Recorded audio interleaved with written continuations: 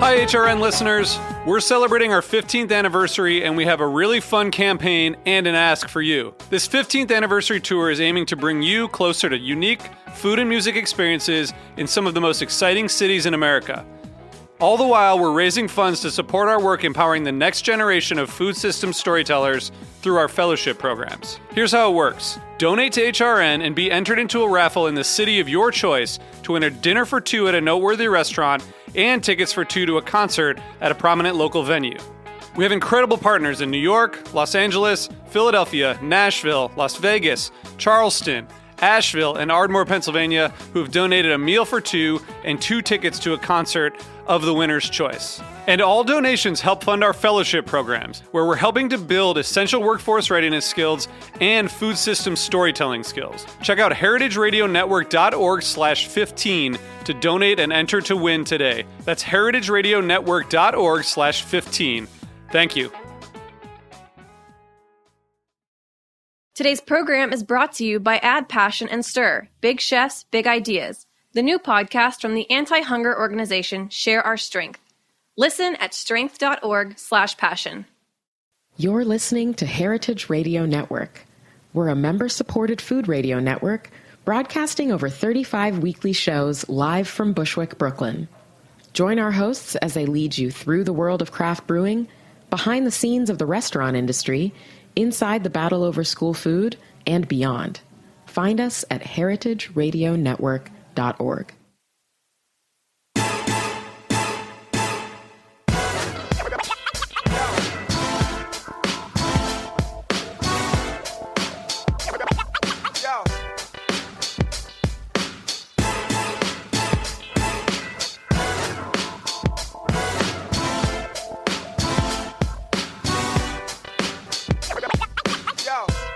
This is Cynthia Cherish Malloran, Reverend DJ Cherish the Love, and you are listening to Primary Food on Heritage Radio Network.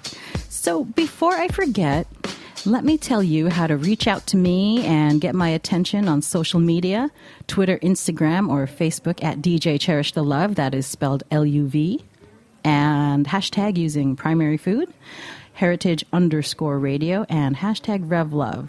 So we are deep into the 4th season of Primary Food, and I am so excited for today's guest. I was in prison with her recently. So I'll explain that. But let me get to the other important stuff, and, I need to implant into your brain first. So what exactly is Primary Food, the name of this show? I learned this really great concept in nutrition school at IIN, the Institute for Integrative Nutrition, that the food you eat, the stuff we put into our mouths and chew and enjoy, we consider that secondary food. Primary food is everything else in life that nourishes us before we sit down and eat. And that is stuff like enjoying music, reading a book, hanging out with friends, cooking food, a great job, creative expression, travel, playing games, exercise, all that good stuff. And I am so glad that I learned this, because it was the high-quality primary food that I kept in my life while going through chemotherapy last year that kept me happy and healing my cancer. So, Primary Food is produced by Heritage Radio Network, a nonprofit member-supported radio station devoted to all things food. Help keep Heritage Radio Network alive by becoming a member today. Go to heritageradionetwork.org and click on the beating heart to donate. Do it now, or do it later at the end of the show. And, I'll send you all sorts of good juju. I will love you forever. And, seriously, I need you. We need you. And it's good to feel needed, right? So today we are talking about how to feed a woman with today's guest. How to feed a woman as our primary food. And today's guest, a guide, a Sherpa for many, a woman who was once Oprah Winfrey's chief of staff and is now her very own chief of staff on an adventure in life to define, life in itself. Libby Moore. Hi, Libby. Hi. Thank you for being here. Thank you for having me here. Actually, I feel very super blessed to have you here. I've wanted to have this conversation with you since we were in prison. We were in jail together. Since we were in Come jail on. together. Don't play it up. In jail. Last year, I had been DJing at Rikers Island through Literacy for Incarcerated Teens in Galinsky Coaching.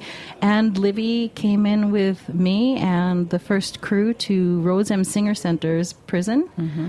And we got to, what was your experience like? I've talked about it many times on the show.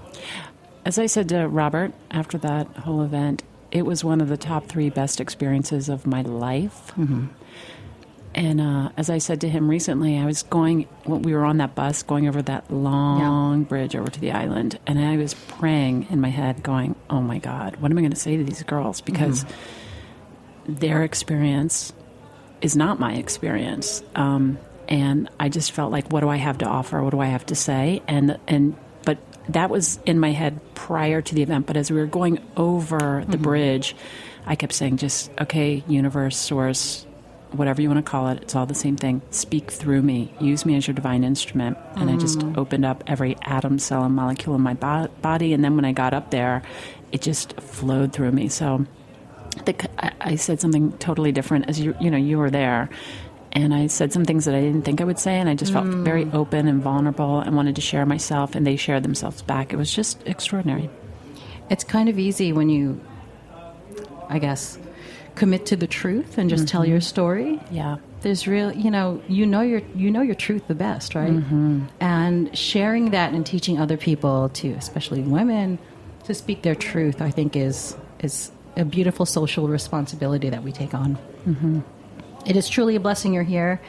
And I just feel so blessed this entire year. I was also blessed with a wonderful gift of music. Ubiquity Records in Costa Mesa, California has granted me permission to spin their entire discography on the air and out wherever I gig, which is pretty incredible.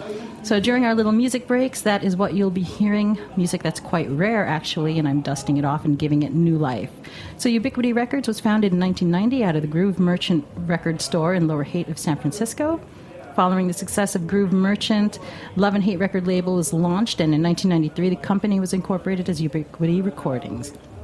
Huge love and shout out to my music family over there in Costa Mesa. All right, well, we're going to have some good music, but we're also going to have a whole lot of great storytelling. So, Libby Moore. Cynthia. DJ Cherish the Love. Where to even begin? I guess I can start with my description for this episode was Libby Moore, Oprah's former chief of staff, joins me on today's episode to discuss how women can and should nourish themselves on every level. Mm-hmm. So I called you Sherpa. You are also a super connector, an adventurer, and you've set off on your own quest to feed yourself mentally, spiritually, physically, and more. And you've launched something called the Libby Moore Gypsy Tour, which is, we're going to talk about that, which I already know a little bit about, and I find it to be an inspiring move for you to find your highest self and inspire us to do the same. So you can get to know Libby Moore at libbymoore.com. That's MOORE. But before we get into all of this stuff that is going to make this one of the most important episodes I've done for myself, for all women, let's talk about the past, get it out of the way, and then we'll talk about the now and the future. So what exactly is a chief of staff? Good question. The way I used to describe it is I was like Oprah. I was like the air traffic coordinator. Oh, that sounds very air traffic. Yeah. What is it? Controller. Air traffic controller at Oprah International Airport. And the airport was open 24/7. And my job was to make sure all the planes were landing on time, getting off on time. And if there's a fire in Terminal 3, it was my job to find out, get it out, find out where it happened, make sure it won't happen again. So that doesn't sound stressful at all. Right. Well, the lucky part was that I managed a team of about 5 assistants, and together as a team, we did that. I wouldn't have lasted 5 months had I not had a team of executive assistants who really knew what they were doing. I actually never really felt like a good executive assistant. I'm a really, really good connector with people energetically, okay. Yeah. And I'm really good at delegating. I learned that on the job, but this team was phenomenal. That's what it was. So by no means was I overseeing the show or, her foundation and things like that, but I was her key liaison. I was the last stop before any piece of mail or phone call or meeting got on her schedule. I was her key liaison. for all points of business. How many years did you do that? It sounds incredible. Well, An incredible experience, I'm sure. What gets written a lot is 11 years. And so I was December 4th, 2000 was my first day on the job, and December 31st, 2011 was the end of, my time with Oprah and Harpo. But I did the job. I don't know why I feel compelled to say this, for exactly like 10 years and 9 months. Do you know what I mean? Like, Too specific. I It's your know. truth. I don't know what. I don't know why. And then I had been helping with the team that was creating Super Soul Sunday on the network. So once we had hired a new chief of staff in New York who is phenomenal. I mean, really off the charts. And I helped train her we worked together for about 4 months so she could really understand what that job was, because it's mammoth. Mm-hmm. And then when she was good, I stepped out, moved to LA, and helped with the team launch Super Soul Sunday on the network. That was just like 4 or 5 months. And then I left to do the Libby Moore Gypsy Tour. How do you decide to leave something like that as part of what we're going to talk about today? What is your background, or how did you get to that point? Because that is a very unique, special position, I think. Meaning the air traffic control. Oh, yeah. So I moved to New York when I was 25, and my dream was to write for Saturday Night Live.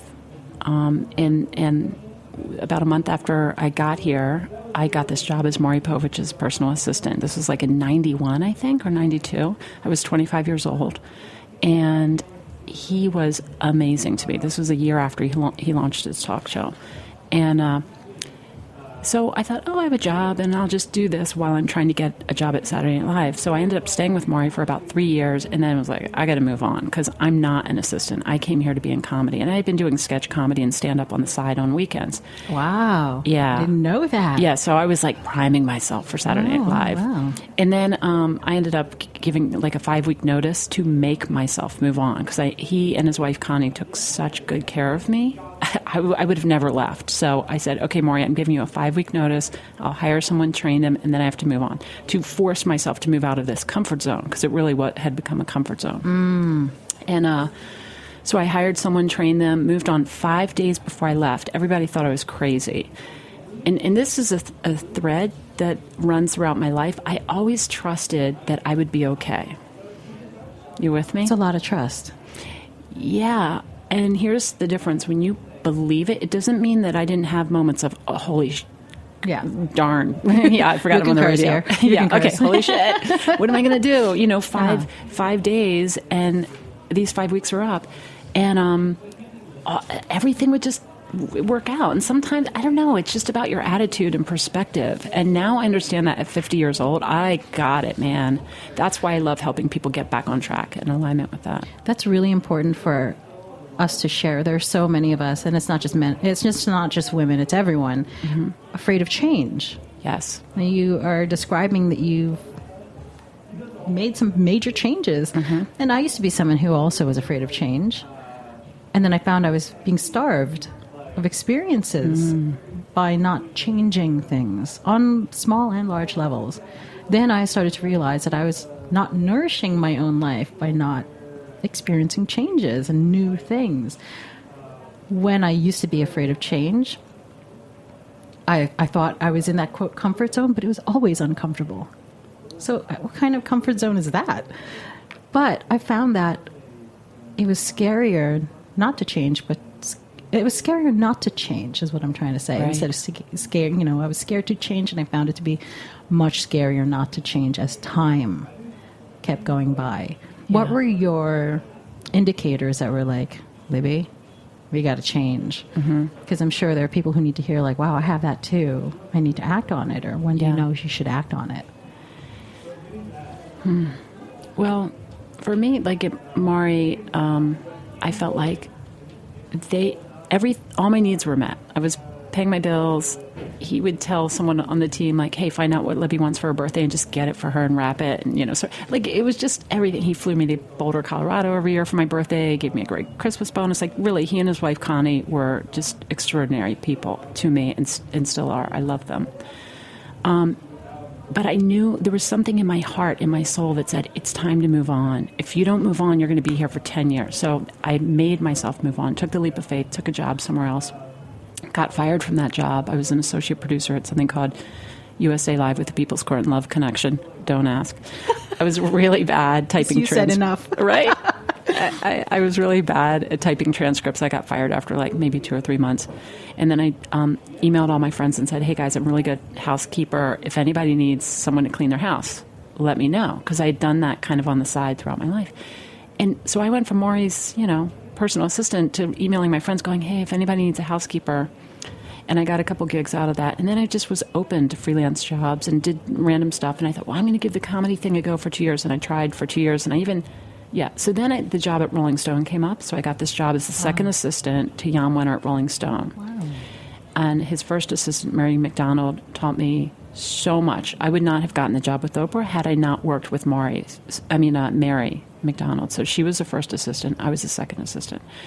Was still in that sketch comedy group at the time. I actually got an informational interview with the head writer of Saturday Night Live, and I walked out of there going, I'm never going to get a job here. Like, these are Interesting. white guys in their 40s who all went to Ivy League schools. This is in the 90s. I had no writing experience. I just knew I'm not going to be writing here. So then I started thinking, well, where do I want to go? And at this point, I had been with at Rolling Stone for maybe 3 years, and I was like, I suck at being an assistant. I forget phone calls. I don't like filing. I'm being really honest here, because what's the point in like...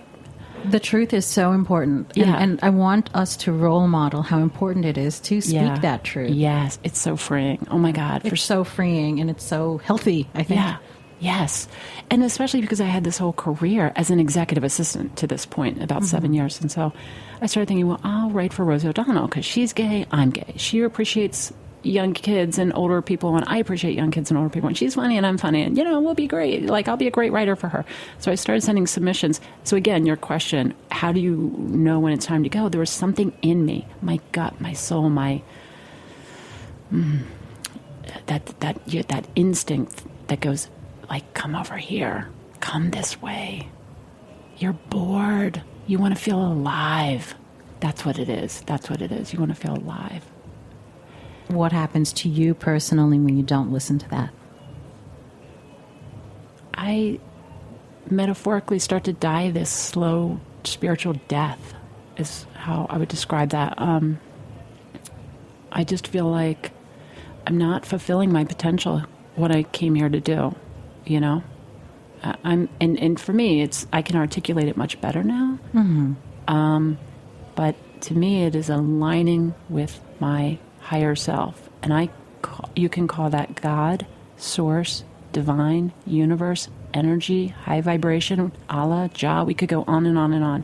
My belief, and I do not mean that I'm right or wrong, my belief today is that thing that we're talking about is called by so many different names, and we're arguing over what to call it, so we're missing the actual message.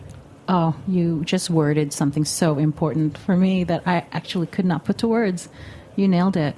How do you feed yourself spiritually? Now that we're talking about something so important right now, the spiritual aspect of existing and going through lives, how do you feed yourself spiritually? So I have, I want to say one thing before I answer that, which is, as I told you before we went on the air, I haven't Googled anyone in 5 years. So people are like, hey, we're going to do this interview, and here's my link, and you can listen to these interviews. Well, I don't listen to it. I just, like I said, I like meeting people heart to heart, energy to energy. There's really only been one person who was super offended that I didn't do my research on her when I met her. But I understand, because she's so used to people. Has a very high level, a very big job, and she's used to people coming to her for something. So she's like, well, what do you want? Like, what do you want from me? And I said, I don't want anything. Our mutual friend introduced us, and I guess he thought we'd get along or, have something in common. She was like, yeah, but I don't understand. Like, how can I help you? I said, I really don't need help. This was during the Gypsy tour, right?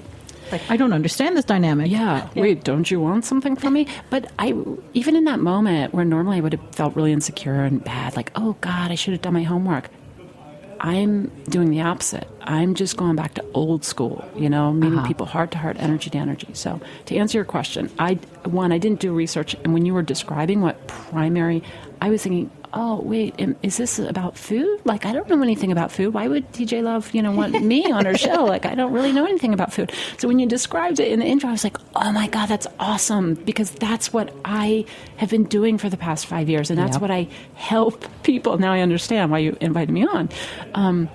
Sherpa their way back to that primary space in their life that's so incredible and essential for our well-being.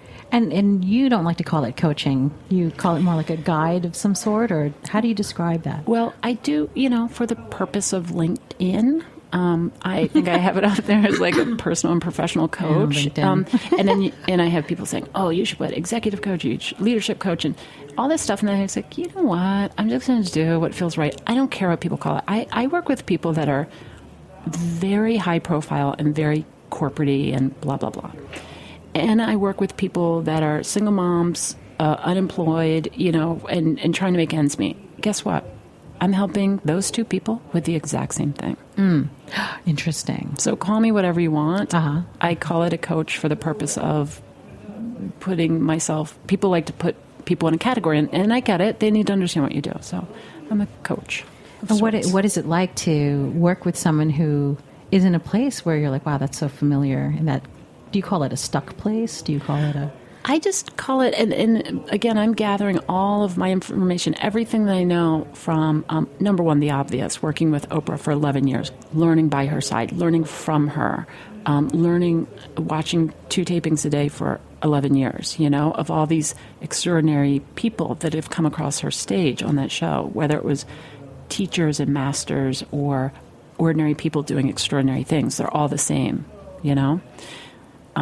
So learning from all of that, I've had partners, girlfriends, meeting partners in my life that I've been in relationship. Every single one of them has taught me so much. I mean, a lot of what you hear, how I articulate my thoughts has to do with a lot, my last partner in particular. So actually all of them. I can't even say just all of them. I've learned from everybody. And workshops that I've taken, my own personal therapy that I've been through, books that I've read. I'm not a huge reader. All of this is great primary food. Yeah. Therapy, reading, relationships. It all is. And like you were describing, some people would describe changes as failures, but you're calling it as learnings. No. Oh my God. So let's talk about the so difference you said that. between that. You can, hey, feel free to pull me back on track, because you can see I meander sometimes. I'll go down a back road and you're like, she never even answered that question. No, there's no such thing as getting lost on this show. It all makes sense. Okay, cool. So failures versus learnings. Oh my God, I love this so much. This is a big topic for me. Okay. All right, so I'm going to use my own life as an example, because I don't know what else to okay. So when my very first job out of college, I was selling radio time for this little AM station in Salem, Massachusetts. After about 10 months, I was realizing no one's listening, and I feel bad selling this product that no one's listening to. So I just stopped going, and I would go home and watch soap operas with my roommate and write in fake calls. Bad, not a good thing to do. I was 20 or 21, I think. Oh. Anyway, I ended up, the owner one day was like, hey, I want to talk to you. And I was like, yeah, I want to talk to you too. And he goes, oh, you go first. And I said, well, I've been here for 10 months. I've learned all that I can learn. I think it's time to move on. He was like, so I'm giving you my 2-week notice. He was like, why don't you just pack your things and leave today? I was like, okay. Oh, okay. So that was my first firing, my very first job. Uh-huh. Well, at the time I was horrified and oh my God, I'm so embarrassed. But I realized my heart was not aligned with what I was doing, right?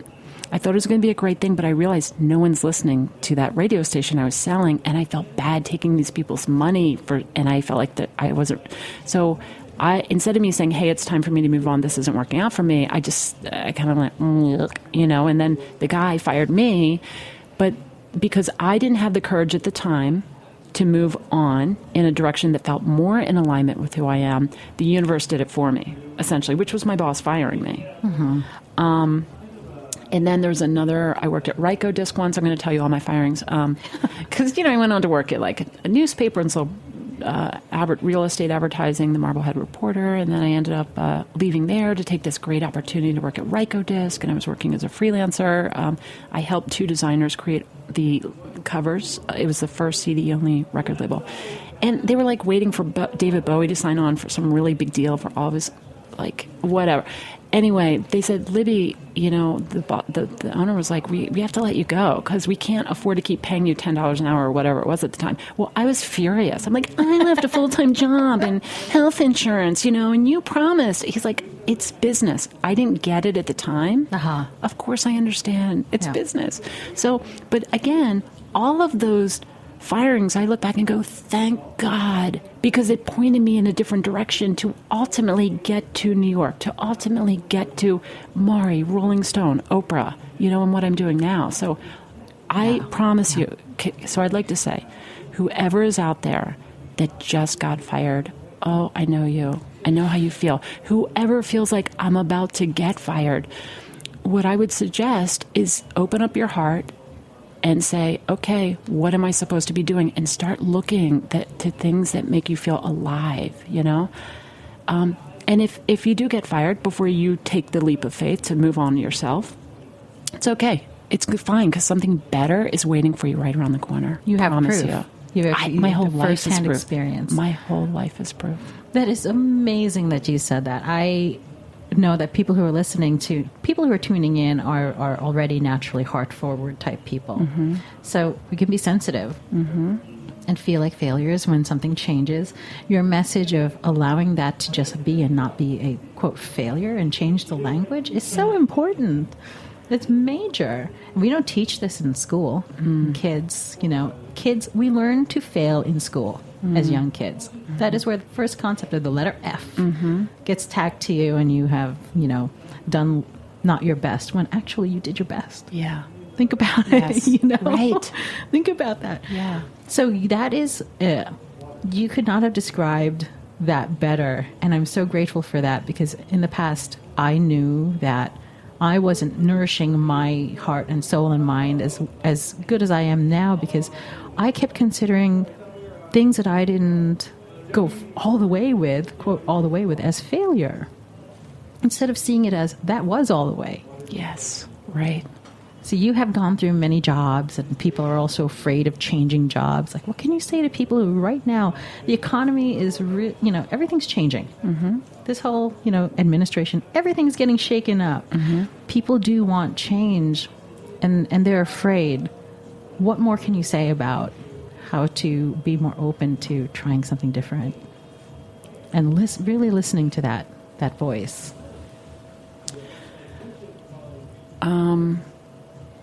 What I know, and not an original thought, it's been around forever, and Oprah talked about it a lot, and Dr. Wayne Dyer and Esther Hicks, Abraham, what you focus on expands.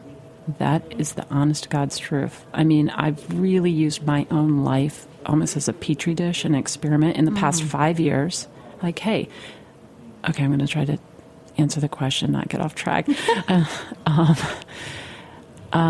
What you focus on expands. So I would say in this time, what's happening is there's this snowball of fear right now.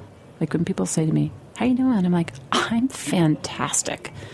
Or I'm great. And they're like, really? And they look at me like, really? With everything going on in politics right now? You know what I mean? And I say, yeah, I am. And I own it. Yeah, I am great. Do you feel my energy? I feel it. Can you hear it? I think you guys can hear it. And the thing is that, I'll be open about it and honest. I voted for Hillary. I did not vote for Trump. And also, I feel, and I did go to Washington to march. I didn't chant anything negative and hateful, because I know that what you put out comes back, for sure. We're all energy at the core. We're all energy, atoms, cells, and molecules. And what you put out comes back in the same way that you send it out. So it's something to be aware of. And I do think it's important to stand up and use our voice and go to these marches and protest. It's how you do it is also important. Oh, good point. And how you manage your energy about it. Yes. One thing I loved about the March on Washington is it didn't feel angry. I mean, it was wildly peaceful, I thought, with so many people there. Wildly peaceful. Yes. Wildly peaceful. Like, the wild woman, like the most gorgeous, beautiful, like your internal, who we all are as women. And even the men that were marching, really tapping into their feminine energy. It wasn't hateful. It wasn't, of course there's going to be some people saying some hardcore stuff, and I get it. People are angry, you know, and there's a lot of people that've been under a lot of oppression and things like that for a long time. I'm just saying, number one, it's super important to stand up and use your voice. Two, it's also super important to understand how you do it. The energy you put it out there will come back to you in some capacity. That is absolutely true. And we're going to take a little music break, and we're going to come back and talk about Libby Moore Gypsy Tour. But before we go to this break, I'm going to read a little blurb that I wrote into my journal this morning, which I feel like really sums up what we were just talking about with work. That all this time I thought it was what I do at my job and my actual job that defined my life. But now I see that it's everything else I do outside of my job, in my solo time, and my time at home that actually defines my life. We'll be right back.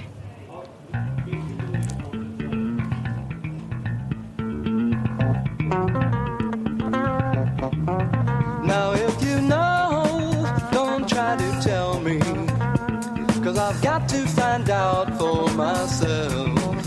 And if it's so, don't try to sell me, 'cause I've got to find out for myself. I know experience is a mother, but fools will have no other. So I've got to find out for myself.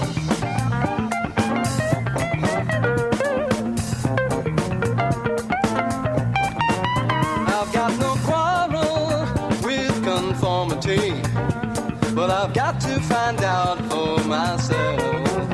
And I can't argue with security, but I've got to get down from this shelf. I know you just wanna guide me, but something deep inside me says I've got to find out for myself.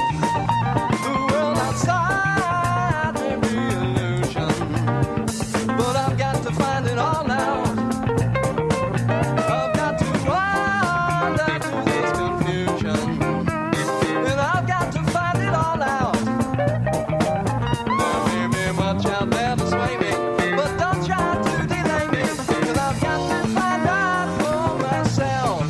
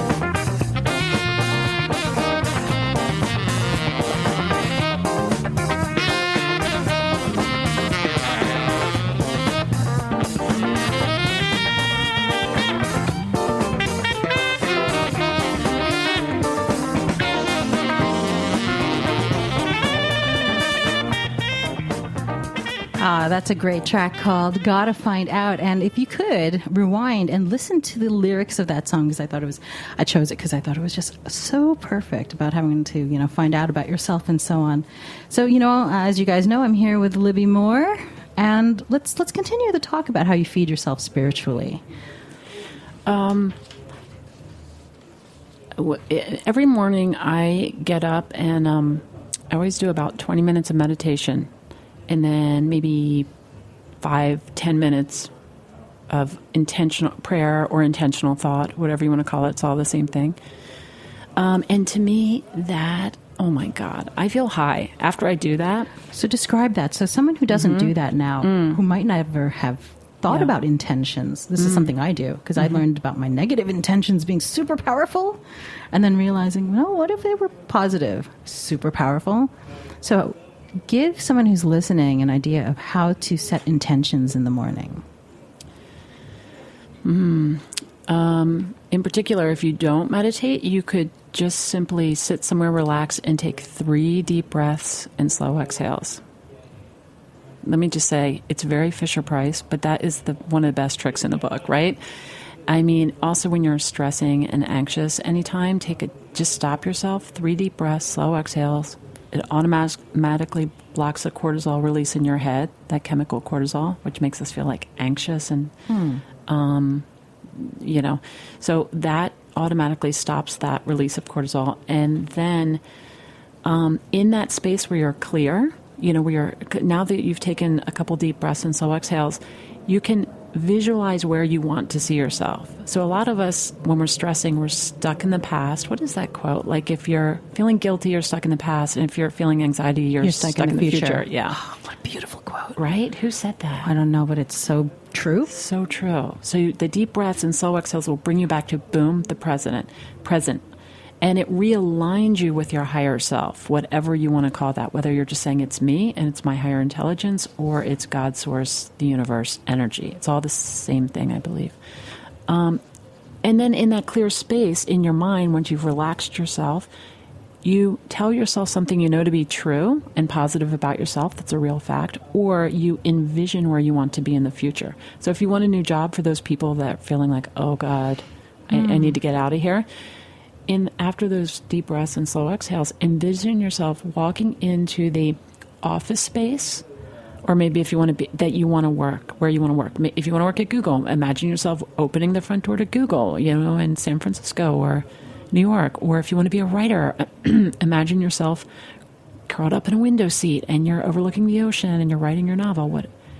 It sounds hokey to people who are like, psh, yeah, right. What does it do for you? I mean, I think it sets us into action. Yes. Is that what it is? It does, and I feel it gives us hope and a direction to go in. I mean, what is Instagram? So let's go back to collages from the 80s, right? Remember making collages in the 80s? All the pictures that you wanted to have come true in your life or feelings that you wanted. In the 90s, guess what? It was called a vision board. In the 2000s, it's called Instagram and Pinterest. It's the exact same thing. Wow. Right? You with me? I never thought about that. Collages then became vision boards. Then vision boards are now online, and it's called Instagram and Pinterest. Pinterest in particular, it's the same thing. You make boards of what you want. Oh, I did not think about it like that. Yeah. So one really important way to feed yourself is to create visions for yourself that you can then create action steps to attain that. Yeah. Otherwise, you're stuck. And you get nowhere, right? Right. Like even just looking at this wooden desk coffee table here, at some point someone thought, I'm going to make a table. It was a thought in their head. And then let's pretend they got a napkin or a piece of paper and sketched out what they wanted to be. And then that led to actual, someone creating this. So all of this stuff that we're seeing, it starts as an idea in your head, and then you sketch it out or whatever your process is. I think this is really important to hear that, everyone has to go through their own process, their own kind of, identity crisis of sorts. Yeah. Maybe multiple identity crises in a lifetime before you get to where you're comfortable with being this higher self. So talk about the higher self again, because every time you say that, I'm like, something about that is like buzzing for me. Mm-hmm. So what is your higher self? I'll explain it what I believe it to be in my head, in my little universe in my head. Doesn't mean it's right or wrong. It's just how what I believe it to be. I grew up Episcopalian. I don't identify as an Episcopalian because it's very limiting for me based on what I know now. So in my personal life, I call it God, but I don't mean a guy with a beard and robe flying in the sky. That's not what I mean. Mm-hmm. And when I'm working with people, I always say, do you believe in something bigger than yourself? In the intro call, I always ask them this question. Do you believe in something bigger than yourself? There's no right or wrong answer to that question. And some people say, yeah, I believe in God. And some people say, I believe in the universe or higher power or something. Or some people say, no, I don't believe in any of that. I think it's all crap and it's me and my decisions and that's it. And then I die and that's it. And I ask all of these people, so what would you call that? Like this one guy who said that to me he goes, I said, do you believe in like there's like, you have good decisions and bad decisions? He said, of course. I said, so would you say that's like from your higher intelligence and lower intelligence? Of course. I said, let's put a name on that higher intelligence. What would you call that? And he said, possibility. I was like, right on, possibility, right? So whether you call it God, source, Jah, Allah, energy, possibility, I think we're all talking about the same thing. So that when I say higher intelligence, I mean when I'm in alignment with my higher intelligence, which I believe is this higher energy, this collective higher energy that I'm asking to be aligned with me, and I'm aligning my energy with that energy. And to me, that is a place where limitless ideas, solutions, possibilities lie. Creativity, love, connection. That's what it is. Do you find that that energy is external and outside of your body and you have to harness it, or is it in you already? I think it's both. I think it's in and out. I think it's inside and outside, and it never leaves you. Does that make sense? So we're all atom cells and molecules, right? We know that. We learned that in like middle school science. That table, you and I, water. So, I mean, we could spend hours on this, but you know what I'm saying? It's like, so we're all essentially atom cells and molecules vibrating together in this thing we're calling Earth. So I feel like when I can only speak of my own experience, when I am meditating and I get calm and I'm not letting the thoughts race in my head, I am managing, I'm not allowing my thoughts to just run like a crazy hamster on a hamster wheel. I'm aligning with breath and my higher self, and I feel wildly calm and peaceful. That's amazing that you say you can manage those thoughts and basically manage your vibration, and that means managing your abundance. Yes. Keep going with me. Okay, so when you can, instead of focus on lack, yes, and you can manage your desires for abundance and know that you can have it. Yes. That energy instead, like already just saying that, I'm like, I feel awaker. Yeah. What is the power of thinking that way, and how does that openness, how did that openness bring you to creating your gypsy tour movement for yourself? Big move. Well, yeah, it was a big move. And like I said, it was something in me saying it's time to go. So Oprah had announced that her show was ending.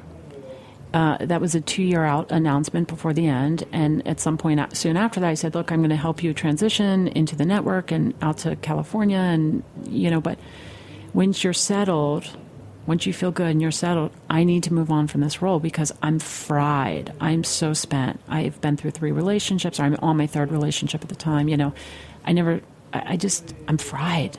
It's like a lot. Was it scary to admit you were fried? Yeah, it was. And I didn't want to leave. I mean, I didn't want to leave. And I don't think she wanted me to leave. We both tried to work out something that would, she goes, well, we've got 2 years. Let's work it out. And we couldn't agree on what that role would be. And there was a part of me, in all honesty, I thought, wow, really? You can't just create something for me? Which is kind of funny when I think about it now. But I'm so grateful that we didn't, because I thought, well, okay, I'm going to go and I'm going to take a year off then. And I decided I was going to call it the Libby Moore Gypsy Tour and give myself a year to follow my heart. And I thought, well, Stevie Nicks, I don't know, Moore and tour rhyme. And Stevie Nicks had a gypsy tour. Like, why can't I? And she's awesome. And that seemed kind of fun. So I called it the Libby Moore Gypsy Tour, just really as a fun thing, like a cute little thing. I didn't think it would become anything, or certainly not my life. Where are you in the tour right now? I'm going into my 6th year. I love it. Okay. So how did it start? How does someone who's listening say, who's saying, hey, I want to start my own? Yeah. How do you usher them into the idea of, like, go for it? Yeah, I feel like, and it's important for me to say this too, I'm not telling people to, like, leave your spouse and kids and quit your job and go do your own thing and call it something cute. I'm not saying that. I mean, there are people in that circumstance that are like, hey, you know what? I don't really have any ties. I'm just going to go do this. That was my, my girlfriend and I were together, but I didn't have a mortgage. I didn't have kids. I don't even think I had a bike. I didn't even have a car when I left. I just worked. You know what I mean? So I was in a position financially too, where I had paid off all my debt and I had a little bit of savings, and I just went for it. I just thought, I'm going to do it for a year. And everybody said, you can't take a year off. People forget about you. And that made me want to do the opposite. And I said, oh, really? Wow. I go, well, if pretty strong comment. Very. Oh, yeah. Because, when you're in the entertainment world, you get it. It's like people are like, oh, you got to stay in the loop and in the game and you got to network. Like, I never was that person to just go network to schmooze with people that's just not me, like to get ahead, And so I thought, well, if people forget about me, I said, then we're not meant to collaborate together. It's fine. So back to your question. I'm trying. You are great at letting go. I feel like you are role modeling a lot of good letting goes, which is not easy for people, and it takes us a long time to build that muscle because we tend to hold on to things out of fear and stuff. But you're like, what you just said about, I don't care. Just, I got to do it, because you're listening to that inner voice in you, and you needed to feed that more than you needed to please everyone else, right? Yes. And I will say, again, I left 5 years ago this month, so it was humbly bumbly for a while. Do you know what I'm saying? Like, I love it. Humbly bumbly. It just came to mind, like, or my girlfriend was like, Libby, calm down, like, it's okay. And I was like, I'm not going to have any money, or, I went through a lot of stuff, and I went through a major, this is important to say too, what is it called? Like a personal identification mini crisis, where I go, who am I if I'm not Oprah's chief of staff? Right?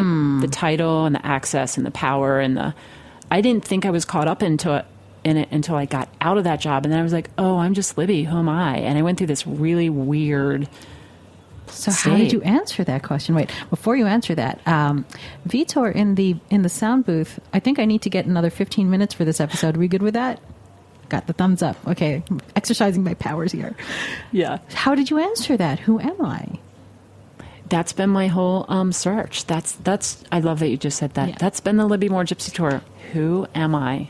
And I realized that I'm the same wonderful person that I was when I got that job, with 11 years of extra experience, right?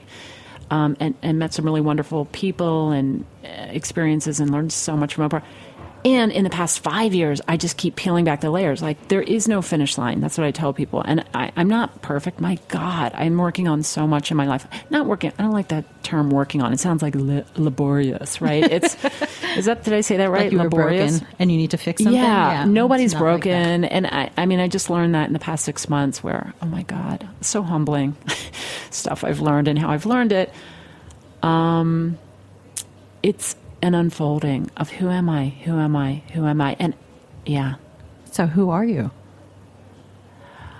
I am a person that loves to make people laugh, and I love helping people, and I love connecting heart to heart and energy to energy. I love conversations. I love meeting new people.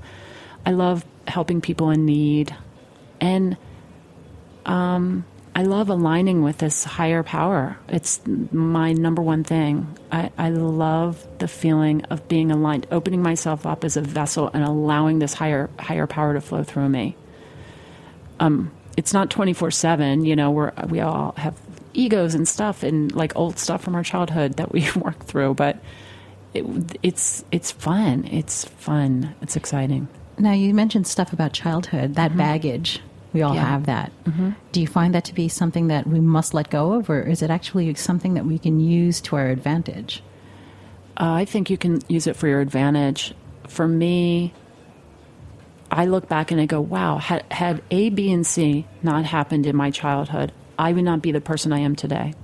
I would not be hyper in tune to people's energy and be able to track what's happening in a room, right? And A, B, and C kind of meaning not the most positive experiences either, right? Yeah, I don't want to go into it here on the radio, but yes, correct. So in coaching people now, I say, look, this is not therapy, and I am not experienced to be a therapist. So this is not in lieu of therapy, you're going to do this. It can enhance it, but it's not.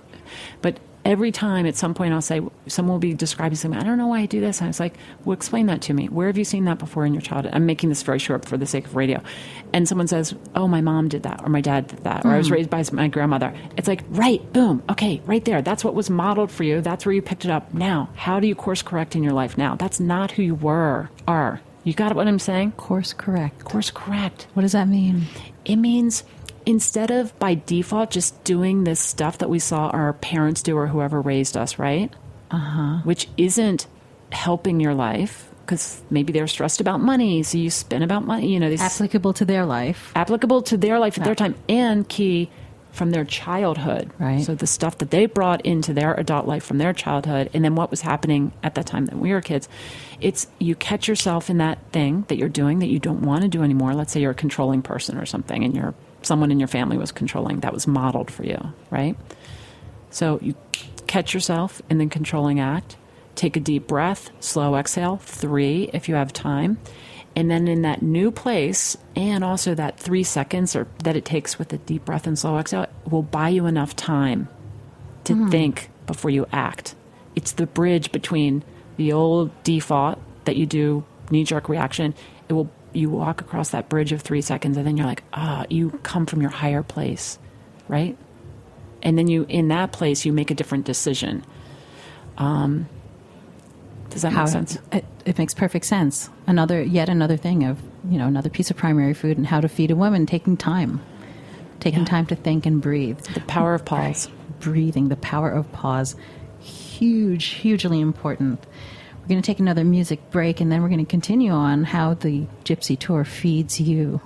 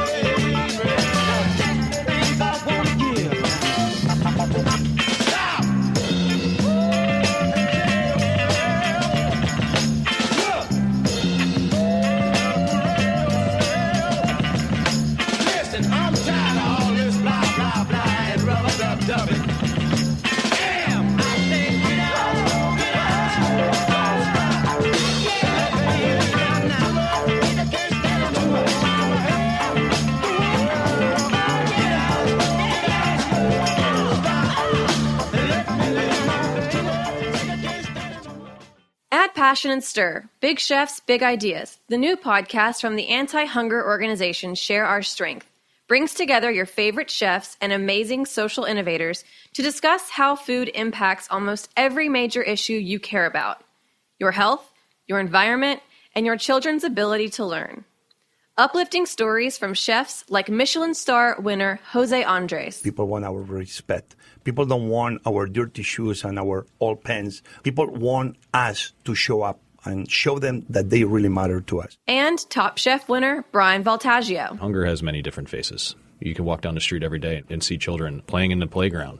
They're hungry. They don't know where they're going to get their next meal. They don't know if they're going to have dinner. Can be heard at strength.org/passion. You can help change the world by changing the way we think about food. Listen at strength.org/passion. That's strength.org/passion. We're back with Libby Moore. Libby Moore, my dear friend. I just realized we have a lot of friends in common, don't we? Mm-hmm. A couple of friends. We have Jess Tutonico. Yeah. We Are Family Foundation. Her. Robert Galinsky, obviously. Love. Shout out to Nile Rogers, We Are Family Foundation. Oh, yeah. Nancy Hunt, everyone over there. Love. Stellar, all the GTLs. Mm-hmm. All Jenny part Stepanek. Everyone. So much more to say about all of that. That's a whole other episode. Yeah.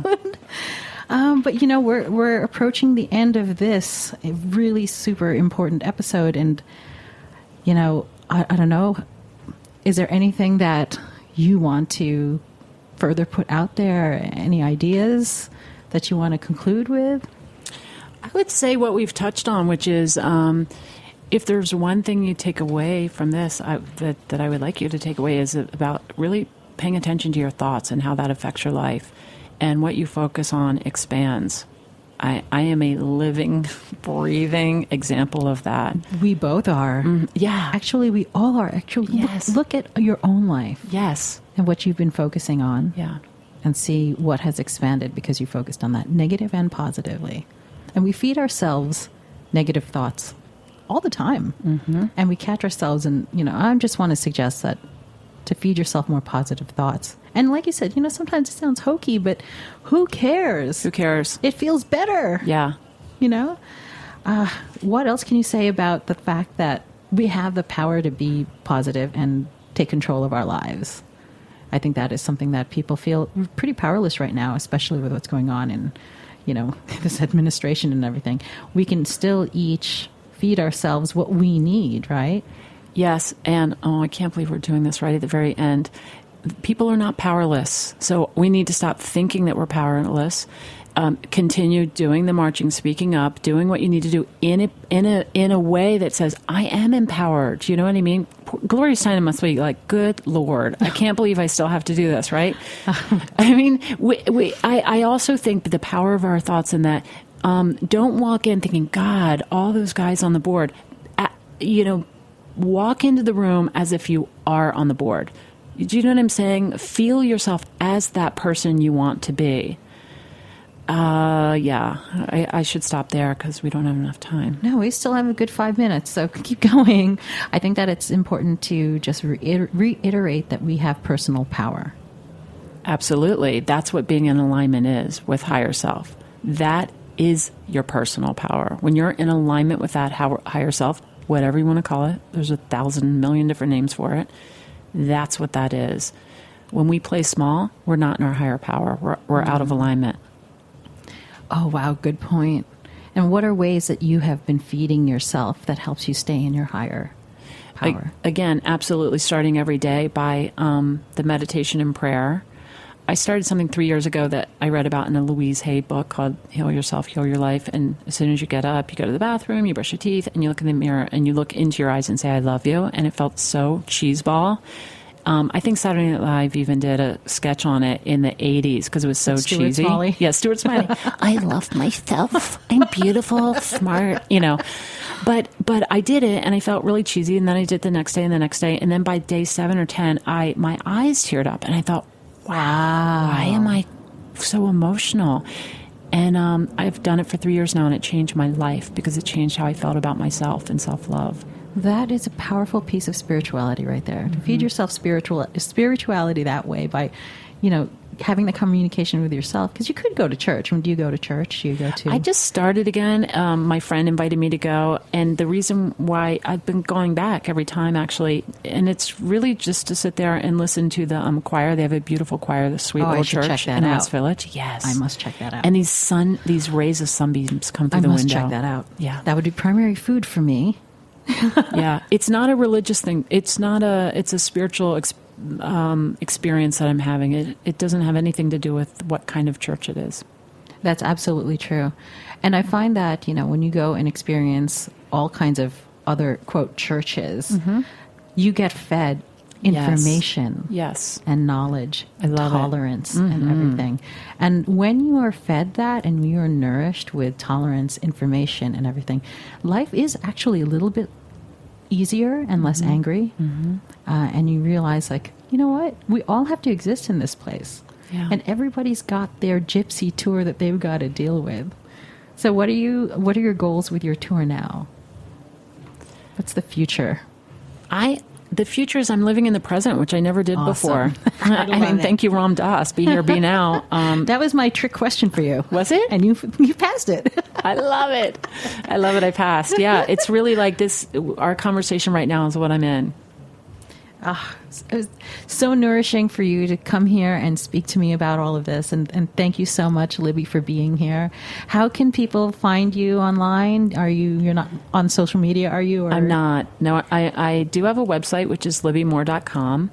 And the only social media I'm on is Instagram, just because I like taking pictures, and it's Libby Moore Gypsy Tour, and I'm on LinkedIn, but that's it. So go find Libby. Listen to this episode at least once, twice, 3 times, because you will pick up. 3 times a lady. I think 3 times a lady is the key.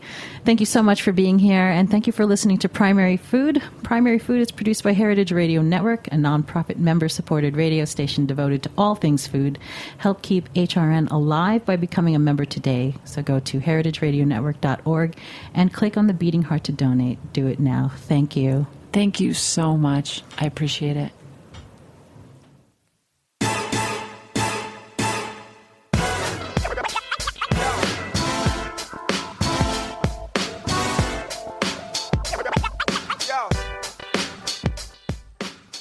Thanks for listening to Heritage Radio Network, food radio supported by you. For our freshest content and to hear about exclusive events, subscribe to our newsletter. Enter your email at the bottom of our website, heritageradionetwork.org. Connect with us on Facebook, Instagram, and Twitter at heritage_radio. Heritage Radio Network is a nonprofit organization driving conversations to make the world a better, fairer, more delicious place. And we couldn't do it without support from listeners like you. Want to be a part of the food world's most innovative community? Rate the shows you like, tell your friends, and please join our community by becoming a member. Just click on the beating heart at the top right of our homepage. Thanks for listening.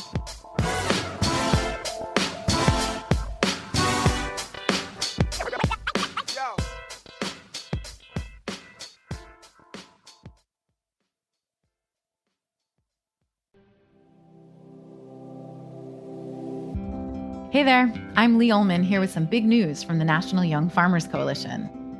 We're partnering with Heritage Radio Network on a special season of The Farm Report. It's all about what's happening with the Farm Bill and how it impacts farmers and eaters.